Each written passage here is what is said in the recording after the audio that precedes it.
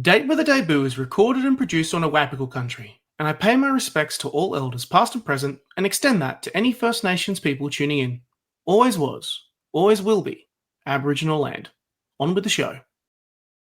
I wanted most of it to be set in Western Australia, and I think it is easy to miss stories from the West when you're in the East. It's a lovely, blustery, fresh, bracing, interesting, dry, salty, lush place.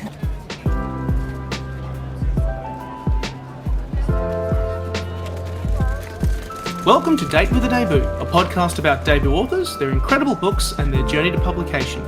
If you're looking for a new author to discover or writing inspiration for your own story and you don't know where to start, this is the place to be. I'm Nick Wasiliev, host of the show, and I'm delighted to welcome another debut author in today's episode. If you enjoyed the show, jump online and give us a thumbs up, a 5-star review. It really helps the show out.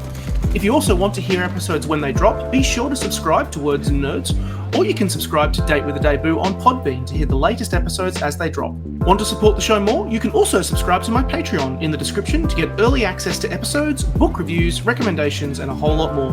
Wherever you are listening, thank you for listening to us and supporting the Australian book industry. You can also find any books mentioned in today's podcast down in the description. Before the end of 2024, we had a bunch of exciting debuts that we missed out on in our last series. So today, I'm joined by Deborah Pike, an author, lecturer, and teacher originally from Perth, but now based on the Central Coast. She majored in English and philosophy at the University of Western Australia before attaining a scholarship for a PhD in English at the University of Sydney, and is an award-winning teacher, being the recipient of an Australian Government Award for University Teaching. We're here today to discuss her fictional debut, The Players, published by Fremantle Press, which you can get a copy of right now down in the description. We will discuss some mild spoilers, so I recommend you grab a copy now, or at least very soon. I started off by asking Deborah about her writing journey and how the book was inspired with fragments drafted from her many travels. This episode was recorded on Awabakal Country.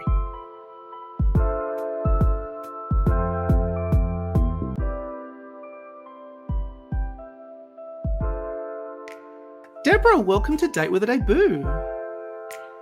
Thanks, Nick. I'm coming to you from Awabakal Country. It's so nice to have you here, and it's so nice to talk about your beautiful book, The Players, which for everyone who is on YouTube, I'm holding up a copy. Lovely cover, by the way. Shout out the cover. It's absolutely stunning. Before we talk about this beautiful book, though, I did want to start by poking you a little bit about your writing process, if I can, because in researching and Googling and stalking you on the internet, I found out, that you mention in your bio that this book was kind of inspired by fragments kind of drafted and put together across your many travels. You're windswept and interesting. You've done some traveling, you've done some exploring. And that you had, I love that the quote that you had, which was, and then suddenly the characters appeared and wouldn't stop talking until I pinned them to the page. Given this book is comprised of very, very small chapters spread across many, many characters over the course of, over a decade. Tell me about the assembly of this book, because it sounds incredibly complex. I think some of that complexity is because it's a collection of different fragments that I wrote over many years in lots of very small moments. So just during my travels, I would hear voices of different characters, and I knew that I wanted to capture them somehow. And in the first instance, they were just amusing or curious, but then they got more and more insistent. And then I sort of became inhabited by these characters, and they were often inspired by different spaces and places. And then in a way I had to join them up. It's funny how you began saying that, I'm a bit windswept. Yeah, I grew up in Perth, which is one of the windiest cities in the world. I do love the wind. I love the way that everything can just get blown away. It's very much the case that the writing was initially born of just my various peregrinations and travels. And I traveled because of study, because of work, because of various whims, occasional romances, mostly just out of a kind of chronic, endless restlessness that is my soul. There you go. I've answered your question. No, nailed it. I think that's Nailed it. It hits the spot, and it hits that kind of. I think, often, as much as, books become their own thing, they're also a product of an author and someone who has created something and had a life journey. Also, appreciate the shout out. I think this is actually the first book I've had on the show which is based in part in Western Australia, but proud WA author in the midst here, even though you now are out on the Central Coast. And you teamed up with Fremantle Press, I believe, to create this book. And Fremantle Press, they're in the big, in independent publishing, they've got some big hitters. They've had some really great books come out of that house. Tell me a little bit about that experience, and also about that writing community in WA. I know, obviously, of course, you're based on the CC now, but that place probably still holds a close place in your heart. Yeah, it really does. Definitely Western Australia. I wanted most of it to be set in Western Australia. I grew up obviously there, but I do think it's important that we hear stories from Western Australia, and the people I know there are intensely creative, and there's such a lovely, lively and supportive literary community there, community of writers there. I had a wonderful time, a couple of visits to the Catherine Susanna Pritchard Writers Centre in the hills of Perth. It was where the great Australian author Catherine Susanna Pritchard lived for many years and, ran her communist newspaper and wrote her amazing books, beautiful, rich books. In fact, I love Haxby's Circus, one of her stories, actually books about a circus. So yes, West Australia has been really important, and I'm thrilled that Fremantle Press agreed to publish the book. You're absolutely right. They discovered authors such as Sally Morgan, Kim Scott, Gail Jones, Tim Winton, and others. And now we've got the very successful Holden Shepherd, who's taking the world by storm. And, I love that boy. Yeah, lovely, and such a great writer. And all of these authors are quite incredible. So it's amazing to be published by Fremantle Press. They were my third attempt at getting published, and I think they were right, because they foster West Australian stories and West Australian storytelling. And I think it is easy to miss stories from the West when you're in the East. And we always used to make the joke growing up in Perth that on the national weather, the weather person would just stand over Western Australia and then sort of talk about everyone in the East. So yes, it's a lovely, blustery, fresh, bracing, interesting, dry, salty, lush place, Western Australia, and very diverse. So yeah, I wanted to set it there, or at least half of it there. Yeah, it's fantastic, and it's the actual. I think a good, it's such a melting pot of people, and I'm not surprised that there are so many creatives, whether they be authors or even musicians for that matter, with the music school there that come out of that part of the world, because I think it's a very, it's built, the actual city of Perth and WA is built around, there's so many different industries that come together. It's a place that draws people from all around the world in. That's kind of the environment that it's become, and I love it every time I go there, because it's just you kind of feel that sense of energy and a warm. It's very much a warm reflection of the many diverse voices there, and it's great that books are being set there, and that brings us to this book, to The Players.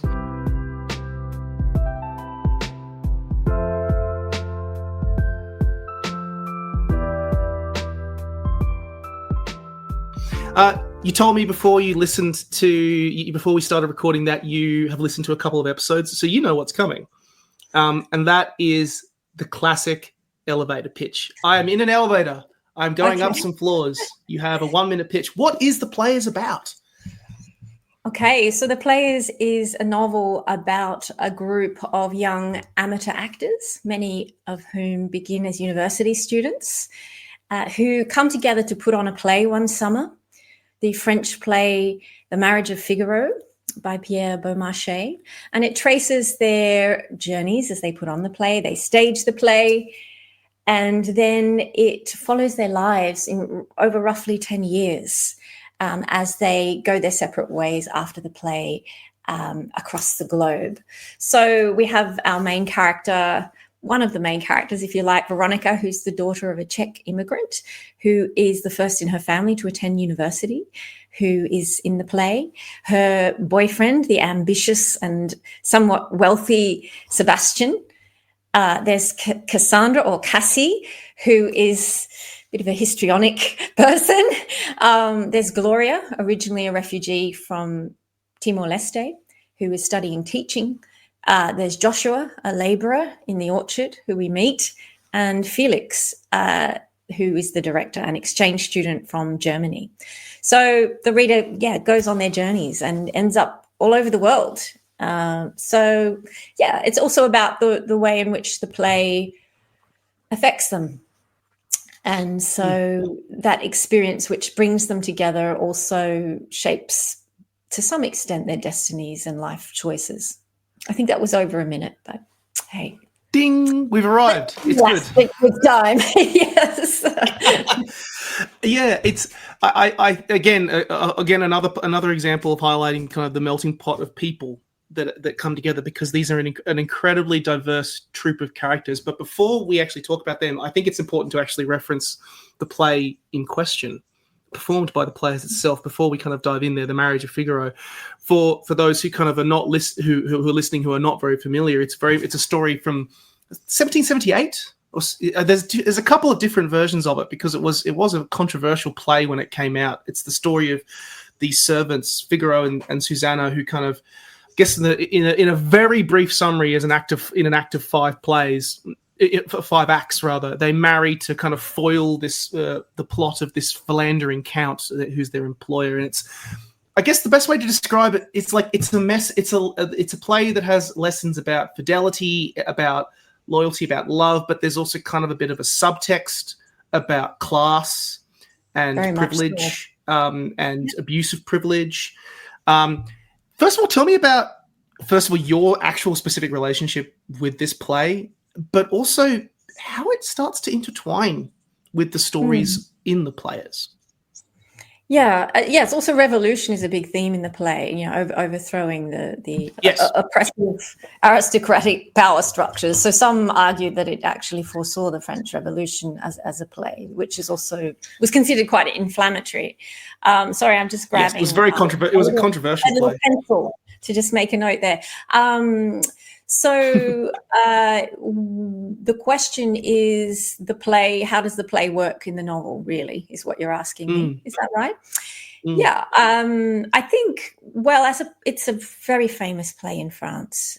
Most students have to study it for the equivalent of their year 11, I think, and which they generally complain a lot about. And I saw the play in Paris at the Théâtre du Marais, I think. There was only a cast of 4 or 5 in it, and they kept swapping roles, and it was very, very funny. It's a very funny, naughty play, and it's very clever. It's also about wit, about how, even if you're socially disempowered or in a kind of lower down the rung in terms of the social hierarchy, if you're cunning and clever, and you've got a certain spunk, then you can turn the tables around. So that's one of the themes of the play. So I loved it when I saw it in French, and then I also saw it many, many years ago at the Sydney Opera House, at I think it's called the Playhouse, the theatre underneath, and that was a very traditional production in full costume. I also saw a couple of Opera Australia versions of the Mozart opera of it. It's just a lovely, almost structurally perfect play, I think. And I was interested in the way, the kind of historical resonances, the time that play was produced and put on. So popular that 3 people got crushed in the crowd to get a ticket. So people died trying to move over Taylor Swift. Here's Pierre Beaumarchais. it's a hugely popular. It had a long run at the Comédie Française in Paris and elsewhere. But I was interested in how that connected with the First Fleet's invasion of Australia, those sorts of dates, the kind of the Enlightenment philosophy as well around that, around exploration, invasion, colonization, and that this play about revolution is happening on the other side of the world. And then the various kinds of reverberations. It's just some of those themes through the stories of the various characters. So whether it's something to do with class and Joshua's disadvantaged story and background, or Sebastian's privilege and what he does with that, or seeming disadvantage that's advantage. All kinds of things like that. Obviously, the story of Gloria was interesting to me too, that, yeah. So I wanted to sort of explore all of that, and the way in which the various themes of the play can weave themselves into the characters' stories, into their backgrounds, but also into the story of Australia without trying to sound too lofty. The characters are in the novel a typecast in the play. So the two romantic leads are who you might expect, and the edgier comedic characters are who you might expect, etc. So they're typecast by the director because they fit their roles so well. But I was also interested in the way in which, once these characters are given their roles, how they inhabit them, and then how they then live with them. I mean, actors take on roles all the time. I do believe it can be a challenge throwing them off, for example. And I was interested in how having been these characters influence these characters in the novel for their life. Like role playing. Well, we're given this role. Do we fight against it? Do we go with it? Do we enjoy it? Do we... is it a kind of lie or a mask, the role we're given, or are we, So I realize I'm getting quite complex here, but I suppose it's a complex question. It's a complex question, and it's good you mentioned this kind of like how the characters kind of do get typecast, because I do think there's a really notable section very early on in the book when they start reading the lines, and Veronica kind of makes a note about how intoxicating it is, how she's finding becoming Suzanne. Spoiler, she's Suzanne. She's the kind of one of the lovers in that story, and the idea of becoming someone else. And there's an idea of kind of the whole, the cliche of life imitating art, because these particular individuals are handed particular roles. And I think now's a great time to talk about this troupe of characters. And normally I like, this is kind of the part of this pod where I do kind of dive into one or two characters, but it's quite difficult in this instance because you have such a great makeshift troupe of so many contrasting viewpoints. Of course, you've got Felix, you've got Veronica, Sebastian, who very much, particularly in the early stages of the book, fits the stereotype of our very rich, spoilt boy who gets attacked by a goose. I'm sorry, I still find that quite funny that happened. And, then there's obviously, of course, the complex love triangle that kind of comes in there with Cassie. And then the characters of Josh and Gloria. And I don't know why, I just found myself, and it might be a good question about other reactions you've had to the book. I found myself drawn to Josh quite a bit, particularly at the start of the book, because he's one of, he's someone that really stands out amongst this group of characters. He has had a much more difficult path, spent some time in juvie, had run-ins with the law, and he now works at this orchard where they start practicing because they get kicked out of their practice space because someone was found smoking, naughty, so they have to practice in this orchard. What I love deeply, I'm just going to shower you with compliments straight off the bat here. What I love deeply about these is that you've nailed these deeply subjective viewpoints. We change from character to character in every chapter, and what it does, it helps paint a tapestry for the reader of different viewpoints about the play, and not just the play, but all of the characters behind the scenes in the play. I don't even know where to go with this question. Just tell me about this incredible troupe, because Well, I think I was drawn to the idea of representing a multiplicity. So some readers love that multiplicity, and they can contain it and keep those balls juggling in their head as they read. I find other readers are craving just a sole narrator, and they want more done for them in the book. And this book doesn't do that. It just says, here we are. This is a snapshot of different consciousnesses. I love modernist literature that explores perspective. It moves away from any idea of an objective truth or one true story, and we just get pure point of view, pure perspective. I was interested in doing something like that. So I wanted to capture that. I really wanted to capture the contrast between different points of view and to see how they clang and chime and harmonize and disharmonize, and I wanted to sort of that clang and that calamity, that cacophony. I wanted to capture it. It was just what I really wanted to do in the book, and there are other ways of thinking about it rather than musically, as a kind of weaving of different voices. I suppose that's something that I wonder about. Like we live these existence that we're given, and what does that actually mean, and what might it mean to be someone else? And why aren't I someone else? But maybe I am. Maybe we're all multiple. I think it's complicated in these answers, Nick. I know. Look, I mean, it's a complicated question because it's a complicated book. So it's kind of it kind of comes through there. But I love this part, particularly the different subjective viewpoints. It shows. I think it's very accurate that humans themselves can sometimes we can enjoy things together, but also we have our own different experiences and look in particular contexts in different ways.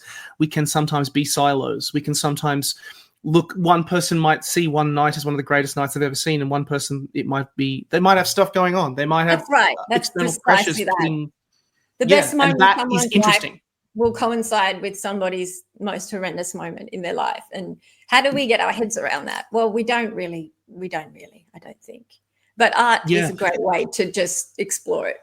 I also love particularly that you've actually structured this book as well, like the 5-act play, like the original play.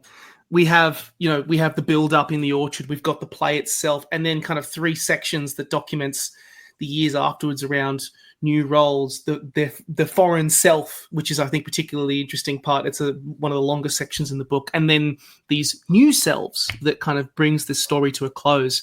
And this is kind of really where the world-spanning journey really comes to life after we have this particular moment in the play. First of all, what was it like bringing these places to the page? Because we traveled to Cambridge, we traveled to Paris, we traveled to Timor-Leste, we traveled to all around the place. But also, it's not just what I'm interested about is not just bringing these places to life, but what they do to these characters. What does the place do? Well, I'm going to backtrack just a little bit and go back to your question about West Australian stories. Certainly growing up in Perth, you have a sense that you're in the most isolated city in the world. Whether or not that's geographically true, I don't know, but everyone says that. It is. It is, okay. So you have the sense of you really do have the sense of being off the beaten track. And it's actually a very large city. It's like whatever, almost 3 million now. I'm not quite sure. Like it's actually a major hub and with a lot going on. So it's not this sleepy backwater of a country town, yet there's that sense of it. And so most people I knew, anyone who wanted to do anything really left. You either go east or you go overseas. Most people actually just go overseas. Wherever, in any part of the world, really. Of course, there's the great magnet of Europe and the mother country, England, inverted commas. But most people left. And I found from my friends in Sydney, it wasn't the same mass exodus after school or after university or even after studying for a trade or doing whatever it was you learnt how to do. Then you go and do it elsewhere. But there's a real sense that life is and was elsewhere, that everything's happening somewhere else. I hope Perth people don't get cross with me for saying this. It's probably not quite that case anymore. There's a lot happening there. So I wanted to capture what that whole map might look like from coming together and then, you know, spinning apart. So that's why they all end up in different parts as well, because that's also what happened. So with each character ends up somewhere different because they're either returning home, or they're going back to family, or they're just wanting to test themselves and test their limits. I think a change of place is great for testing a character. You know, does the character cope with whatever, a new language, a new culture? What do they learn without their social and cultural coordinates? You know, who are we? Who do we become? Who might we become? And likewise, for there's other characters such as Felix and Gloria who go home. What is that process like? And so both movements, whether it's a return or a kind of journey outward, like an adventure, or to kind of learn something, are about identity, building an identity, learning about oneself, but also, you know, maybe one of the challenges of travel and inhabiting a new place is that we actually bring ourselves. And, you know, in a sense, we imagine that we're somewhere else and somewhere beautiful, exciting, or even intrepid, and that will be different, that will automatically be a mirror for our own transformation. And often enough, it isn't always. It's the same old stuff from in a very different context can replay itself out in a space that is alien or different. So I wanted to, you know, the possibilities for narrative is so rich. Of course, I love writing about place. I've mostly been to most of the places I write about, maybe not all of them. So, and I love to capture place as a kind of activator for narrative possibility and mood and atmosphere. And so that, as a West Australian, that is something I think would be relatively common. Obviously, it's a privilege to be able to travel. Not everyone can, but all that happens in that is a small thing I wanted to explore in the novel. Just a small thing, I know, but it is such a yeah. It's good that there's a particular thing in there that I really want to zero in on, because I think that's. It's boiling it down to the crux of the story really brilliantly, is that this book is about a fantastic, detailed and nuanced examination of the search for meaning, and that it is universal, no matter your background. Though, of course, where you are in the hierarchy certainly can play an impact about that in somewhat. I think there's a great, these characters and these are very much distracted by each other in the process of creating this play, which I will say, that lack of realization about them not actually realizing what the play is about and what it means, I think kind of sits really is just kind of, it's so interesting that kind of sits over the heads of the reader while you're kind of reading this story. I love that there was a line from Cassie again a bit earlier on in the story where she kind of talks about, I think I might expire at the weight of my desire. Great line, by the way. Shout out a nice line that ties up beautifully like that in an almost poetic sense. This is a book which kind of sees a lot of the themes of the play, very much manifest, but it comes at a time, a lot of these protagonists characters are in a similar place. They're leaving the world of education. They're discovering themselves, particularly also if they have particular dreams and viewpoints. Like Sebastian has a very particular vision about how he wants to live as someone who has grown up in a world of privilege. And then, you get hit with the realities of the first few years of being in the workforce and entering the workforce for the first time. The class elements come into that, the opportunities come into that, the willingness to make change in yourself come into that. It's a challenging time of your life. And I mean, I've got no comment to add here. I've actually got no question to say. It's just that I love that in these themes that kind of sit within this play, and with these characters and the meaning around it, you've picked the perfect time in their journey to examine it, which is this time in your 20s and early in your life where you have so much to discover about yourself and by extension the world itself.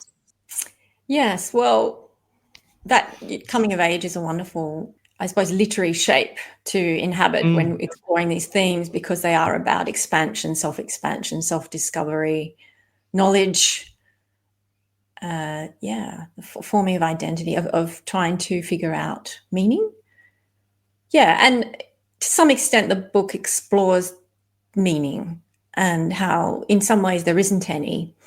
Yet some characters choose a structure through which to organize their meaning or meaning making, for example, through religion or through various forms of belief, and others who grapple with it in other ways, whether it's through pursuing an artistic life or honing in back on family or forging ahead in some other way, whether it's through job or finding the right person or through just battling on, really.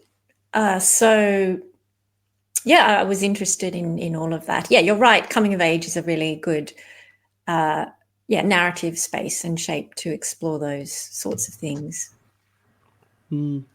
It very much is. And there's one particular thing that I also want to ask about, which is like one particular part that I admired about the book, which is the art of not giving a straight answer. There is a lot of aching moments of kind of desire of characters wanting to express to themselves and how they feel to each other. And sometimes what is not said is as powerful or more so, even more so powerful than what is said. That's a balancing act. That's a balancing act to really kind of write. Tell me about like the art of not giving a straight answer to the reader. Because you know that. The last half an hour has showed I've perfectly demonstrated this. Surely. How do we not do? Well, human beings are infinitely flawed and complicated. I think there's no. I'm always looking at, it's just my training in academia, which is, I don't always recommend, to be honest, but you look at every angle, you exhaust every possibility to your own, which tests your own levels of sanity, really. So I wanted to explore that multiplicity, and there's never any straight answer. What you'll find in the book is that some ends are more neatly tied up than others. Life doesn't end up in this wonderful hopeful ending all the time.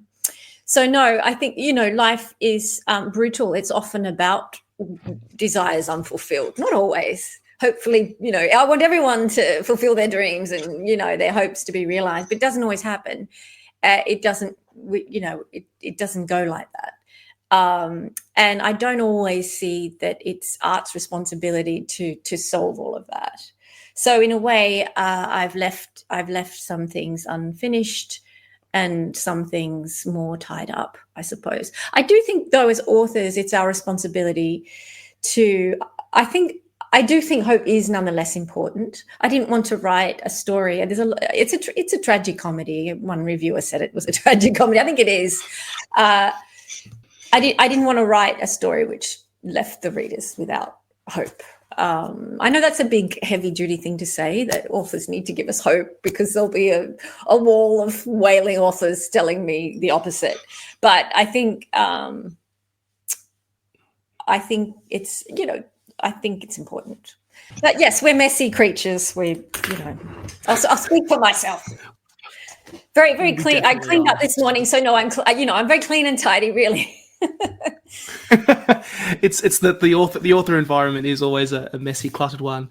You've been with this book for a very long time. It has sat with you. It has traveled with you. It has been in your head. It's preoccupied a lot of space.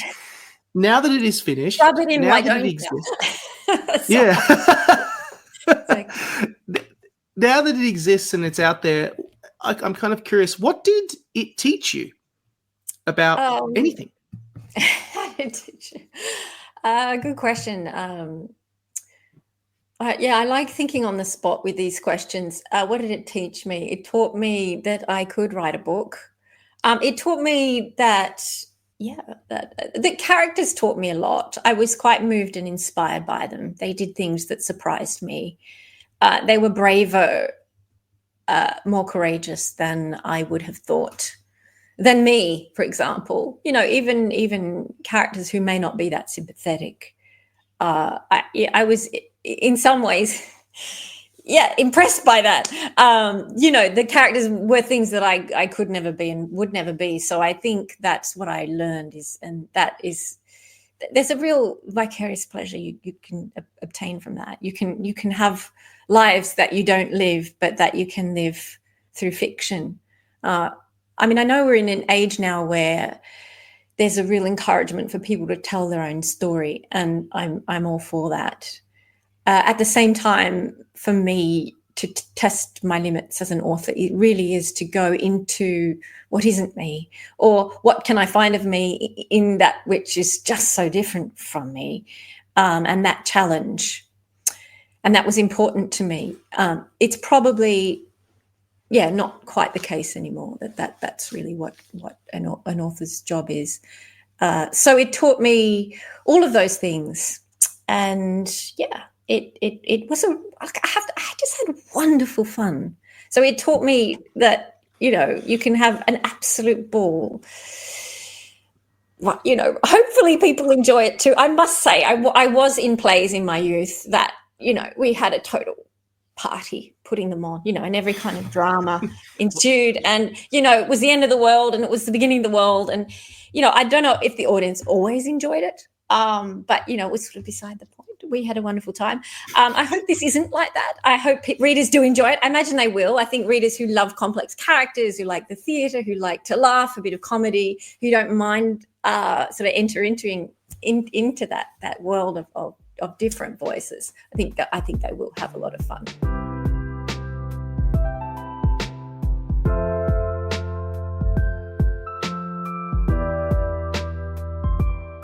We'll finish off with a rapid fire part of the date, where I basically fling some questions at you and you give me the first answer that comes to your head. Are you ready?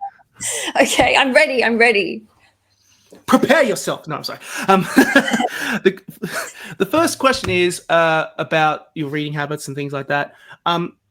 What is your favorite book that you've read in the last 12 months? That's a real toughie. I really adored Sarah Harvey, the Booker Prize winner, Orbital, which I read on the train journey and was spellbound by the beautiful prose, exquisite, moving, delightful book. Really struck a chord with me. I also, some months ago, read Kate Krumink's Heartsease, which I think she's one of the most original voices in contemporary Australian literature. Just her writing is so just unusual and funny and wry, and really enjoyed that. Yes, and several other books that I can think of too. I think it's Peter Polides' God Forgets About the Poor was a wonderful read as well. Yeah. Good numbers. I like him. Love enjoying big reading. Do you have a favorite debut that you've ever read? So I'm not talking in the last 12 months. I mean a book that you didn't realize was the way that author entered into literature, and you go, what the hell? How do you do that? Well, I recently read Charlene Alsop's The Great Undoing. I think that was a lovely, wonderful, energetic, bracing, bold book that I thought, wow, that packs a punch, and that was a pretty smashing debut. I love. As a teenager, I enjoyed The Bell Jar by Sylvia Plath, because I thought that's an interesting debut. Spoke to me at that moment. But I don't know if you know Paul Auster's work, but City of Glass is a wonderful, slim book. at the beginning of his trilogy, his New York trilogy, which I thought was a pretty amazing debut as well. So, yeah, there are a lot of wonderful debuts. I've read others too. They escape me because I'm reading all the time. So, yeah, it's the right problem to have. I mean, I appreciate that you're shouting out Charlene, who had her on the podcast last year, and then got to meet her at the New Year Writers Festival. all right. Shout out, Great Undoing. Honestly, a really, really, really good book that also has a lot of amazing stuff to say about the state of truth and history, particularly when paired with a particular book by Ernest Scott called which is very much a key part of that story. So I strongly recommend you go and read that. Oh, or listen to the podcast we did with her. She's good. Yeah, like terrific. Absolutely terrific. Agree with that. Yeah. I know outside of writing, you also have done some singing. You've sung in different ensembles. You've sung in Paris, in Perth, in Sydney. Do you have a particular style of singing that you naturally are like, this is my natural groove and what I get into? Or do you have a song that you like to turn to? Oh, goodness me. What a question. I haven't sung for quite a few years. Wow, I didn't expect this question. What do I like to sing? It's extremely embarrassing and highly uncool, but I just adore musical comedy. So you give me anything from My Fair Lady or, Les Miserables, all that kind of thing. I will just, the whole thing. The cheesier, the better. Yeah, the more kind of schmaltzy and, yeah, I'll sing it. I'll sing it full voice. Yeah. I won't do that to you.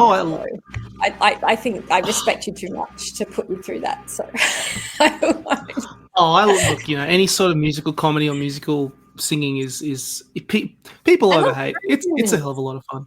I love that, the golden age of Hollywood, and there's all those kind of movies from like between the 30s and the 50s where everybody's tap dancing and they're all like really stylish and, they've got like shiny hair and they're like the men are in ties and, I love that. And they look fine. Everyone looks just like dapper. Oh. They look dapper and schmick and elegant. The women are elegant. Oh. Yes, there is a joy in those. You do like to. You mentioned that there's a particular area on the Central Coast that you really, really like to write in the Buddha Peninsula. Why is that particular place where the words just come out for you? Why that particular spot? It's wonderfully wild there. There are almost no shops except for the Hardy Bay General Store down the road. I think it's something to do with the national park, the proximity of that beautiful wild bush, and just the sheer magnificence of the ocean there. It's such a moody ocean. Every day the shore and the beach looks different. Some days it's sort of angry and there's just all this junk and debris and driftwood and interesting stuff all over the beach. And other days it is beautiful and pristine and meditative and magnificent. And I love watching the sky, walking along that coastal track, walking along the beach, walking to the beach from the shack. There's a beautiful little pathway through the dense forest that's full of brush turkeys and spiders and big ants that will bite you. And all of these creatures and birds and sounds and sort of scenery is really conducive to hearing voices, to hearing voices, and also to help you construct a story. Like I just find that they're all my friends. They're like my family. I want to hug them all, and all of that. It just comes with me somehow. Yeah, it's beautiful. I think even a book is recently written called The Rewilding. Now, I haven't read it, but that is about the Booty National Park. And I'm not surprised that someone's written a book about it because it's a beautiful, sacred bush. Do you know it, Nick? If being someone who lives up this way. No, well, because I only moved up to the Hunter at the end of 2022. So there's still a lot of undiscovered country that I need to go and explore. There are beautiful. And it sounds evocative. There are beautiful echidnas there, and someone's there walking along the track, and we have this shared consciousness with creatures. I find like birds in particular, and they're.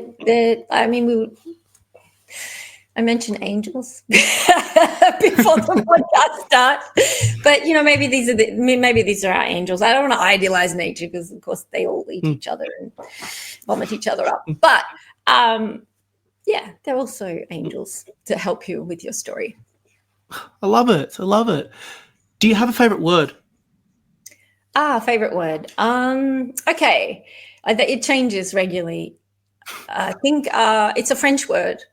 I think it's croustillant, which means crunchy. I like it's quite onomatopoeic. So, yeah. French pronunciation can be so much fun. And I feel like that's really bad to say that, but like there's just some of the ways that they pronounce stuff is just like you really get into it. I love the word grenouille as well, which is frog, the word for frog. I love it. It's a great word. You just want to keep saying grenouille and croustillant. Yeah. So they're my favorite words. Croustillant. It sounds like there's so much at stake when really all it means is crunchy, but hey. So, yeah. My last question is, if there is one playwright from the same era that the play from the players came from, in the 1770s, the French environment, who do you think would you recommend? And do you reckon modern readers should kind of check that out? Who do you reckon that would be? Who would be a playwright you should direct them to? A playwright of 17th century France? Is that the question? Apart from Pierre Beaumarchais? Yes. I said it really badly. I think there are quite a few great playwrights. They're not all from that century, though. Racine is wonderful. Corneille. Who else was writing then? I'd say that's they're the main ones that come to mind. There are quite a few French playwrights mentioned in the book and plays. So, yeah, the history of French theatre is very, very interesting, and derives a lot too from the history of Italian theatre and the wonderful characters that emerged through Commedia dell'arte, which is from the Italian Renaissance. So, yeah, all of that's wonderful. We don't see or hear enough about it, really. But, yeah, highly recommend. Indeed. I love it. Thank you so much, Deborah. It's been so nice chatting to you on this podcast and talking about the players, which for everyone listening, it is published by Fremantle Press. It is out in the world now. It's been out for a little while. Go and get yourself a copy and dive into an incredible tapestry of complex relationships and amazing storytelling. Deborah, thank you so much. It's been so much fun having you on the show. Thank you, Nick. And thank you for your wonderful questions and for reading my book and for your great podcast and for all you do for authors and the time you take to talk to them and think of them and the energy that you give them. I really appreciate it. Thank you. Thank you for listening to today's episode of Date with a Debut and for listening to the Words and Nerds channel. You can buy all books mentioned in today's episode down in the description box, and if you enjoyed the show, drop us a review, leave us 5 stars or a thumbs up. It really helps the show out. If you want to hear episodes when they drop, be sure to subscribe to Words and Nerds, or you can subscribe to Date with a Debut on Podbean to hear the latest episodes as they drop. Want to support the show more? You can also subscribe to my Patreon in the description to get early access to episodes, book reviews, recommendations, and a whole lot more. Catch you soon! Date with a Debut is a Words and Nerds and Breathe Art podcast co-production.